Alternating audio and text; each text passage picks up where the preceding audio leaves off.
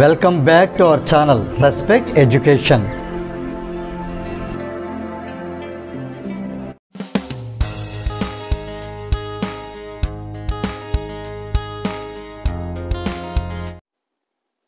ఈ క్లాస్లో మనం ఎక్సర్సైజ్ 4.2లో ఫస్ట్ ప్రాబ్లంలో సెకండ్ బిట్ ఎలా సాల్వ్ చేయాలి నేర్చుకోబోతాం. క్వశ్చన్ ఏంటి అంటే ఒక క్వాడ్రాటిక్ ఈక్వేషన్ ఇవ్వడం జరిగింది. దీనికి మనం రూట్స్ ఫైండ్ అవుట్ చేయాలి ఫ్యాక్టరైజేషన్ మెథడ్ ద్వారా. ఫ్యాక్టరైజేషన్ అంటే దీని ఫ్యాక్టర్స్ ఫైండ్ అవుట్ చేయాలి.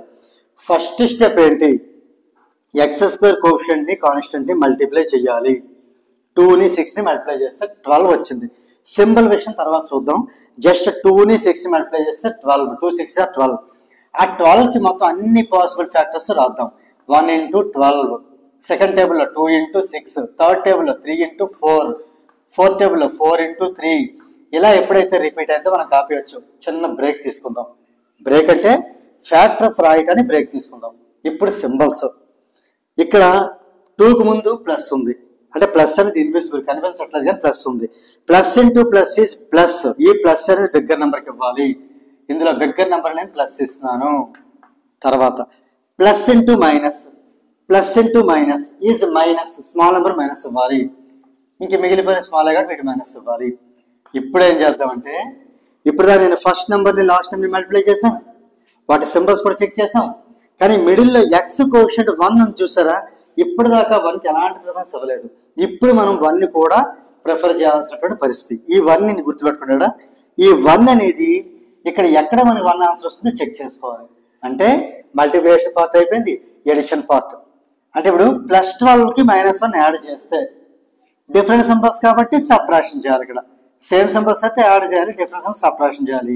ఈ సబ్ట్రాక్షన్ చేసి ఆన్సర్స్ లో ఎక్కడైతే మనకి +1 వస్తుందో ఆ పేరు మనం ఫ్యాక్టర్స్ అవుతాయి. రైట్, ఇప్పుడు చూడండి 12 - 1 11 కదా, 6 - 2 4, 4 - 3 1. ఇది కూడా +4 - 3 అంటే 4 - 3, ఇది కూడా 1. ఈ 1 అనేది ఎక్స్ కోఎఫిషియంట్ 1 అనేది ఎక్కడ వచ్చింది మనకి, ఐదర్ దిస్ ఆర్ దిస్, ఈ రెంట్లో ఏదో ఒకటి ఏది తీసుకున్నా కరెక్టే. ఇది కూడా -3 -3 ఉంది, ఇక్కడ +4 +4 ఉన్నాయి, కొత్తగా ఏం లేవు కదా. ఇక్కడ మనం ఏ ఒక్క పేరు తీసుకున్నా కరెక్టే. సో ఇక్కడ నేను ఇది సెలెక్ట్ చేసుకుంటున్నాను. సో మనకి సెలెక్షన్ అయితే అయిపోయింది. ఇప్పుడు మనం మళ్ళీ మెయిన్ ప్రాబ్లంలోకి వచ్చేద్దాం. First 2x² as it is రాస్తున్నాను, లాస్ట్ నుండి -6 యాజ్ ఇట్ ఈస్ రాస్తున్నాను. ఇప్పుడు స్ప్లిట్టింగ్ ది మిడిల్ టర్మ్, ఈ మధ్యలో +x ఎలా రాయొచ్చు అంటే -3x + 4x, -3x + 4x. అందుకని అక్కడ మనం ఇవన్నీ రాసి లిస్ట్ అంతా రెడీ పెట్టుకుని ఒక పేరుని మనం సెలెక్ట్ చేసుకున్నాం అనమాట. రైట్, ఇప్పుడు ఇక్కడ మనకి ఎన్ని టైమ్స్ అయ్యాయి, 1 2 3 4 టైమ్స్.